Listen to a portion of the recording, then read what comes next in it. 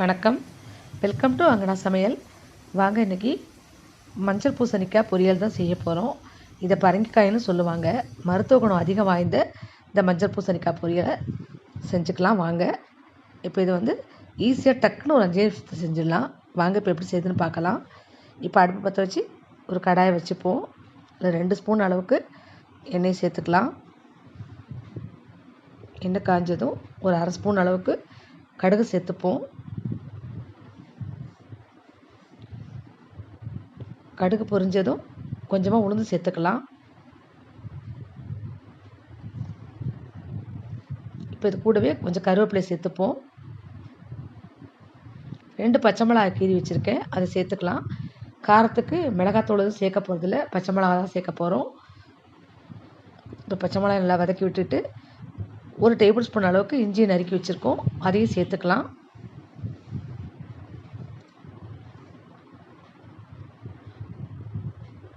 இப்போ இஞ்சி கொஞ்சம் வதங்கினதும் இதுக்கு 2 பெரிய வெங்காயத்தை நைஸாக அரைஞ்சி வச்சுருக்கோம், அதையும் சேர்த்துக்கலாம்.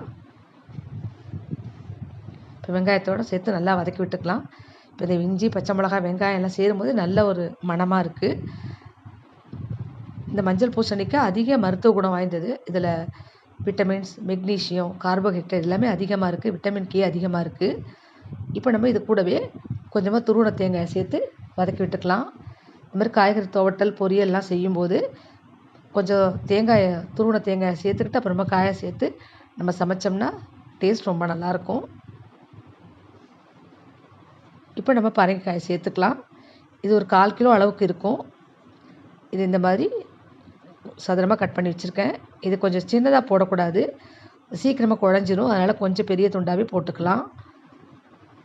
இப்போ எல்லாத்தையுமே எண்ணெயில் நல்லா வதக்கி விட்டுப்போம்.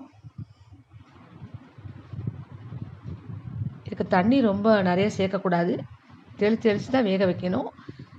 இப்போ இதுக்கு தேவையான உப்பு ஒரு 1/2 ஸ்பூன் அளவுக்கு சேர்த்துக்கலாம். நீங்கள் உப்பு பார்த்து சேர்த்துக்குங்க. இந்த பரங்கிக்காய்க்கு ரொம்ப உப்பு அதிகம் தேவைப்படாது, அதனால் பார்த்து சேர்த்துக்குங்க. இப்போ ஒரு 1/2 ஸ்பூன் அளவுக்கு தண்ணியை சேர்த்து கலந்து விட்டு மூடி வச்சு வேக வச்சுக்கலாம். பத்தலைன்னா அப்புறமா சேர்த்துக்கலாம். இப்போ நல்லா கலந்து விட்டுக்கலாம். இந்த மஞ்சள் பூசணிக்காய் உங்களுக்கு கேன்சர் கூட வராமல் தடுக்கிற ரொம்ப அற்புதமான ஒரு காய் இது. இதில் அதிகமான மருத்துவ குணமும் நிறைய இருக்குது. இப்போ மூடி வச்சுப்போம். ஒரு 5 நிமிஷம் கழித்து பார்க்கலாம். பாருங்கள், இன்னும் கொஞ்சம் வேகணும். 3/4 பாகம் தான் வெந்திருக்கு. இப்போ இன்னும் கொஞ்சம் தண்ணியை தெளிச்சுக்கிட்டு நம்ம கலந்து விட்டுட்டு மூடி வச்சுக்கலாம். ஒரு 1/2 ஸ்பூன் அளவுக்கு தண்ணி சேர்த்துக்குங்க, போதும்.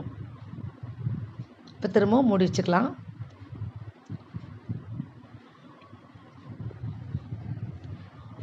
இப்போ வெந்திருக்கு பாருங்கள், இதோட நிறமெல்லாம் மாறி இருக்கு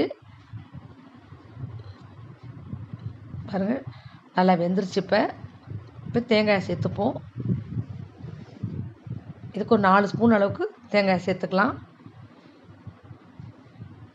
கூடவே 1 ஸ்பூன் அளவுக்கு தேங்காய் எண்ணெய் சேர்த்து கலந்து விட்டுப்போம். நம்ம தேங்காய் எண்ணெய் சேர்க்கும்போது இந்த காயோட ருசி ரொம்ப நல்லாயிருக்கும், வாசமும் ரொம்ப நல்லாயிருக்கும்.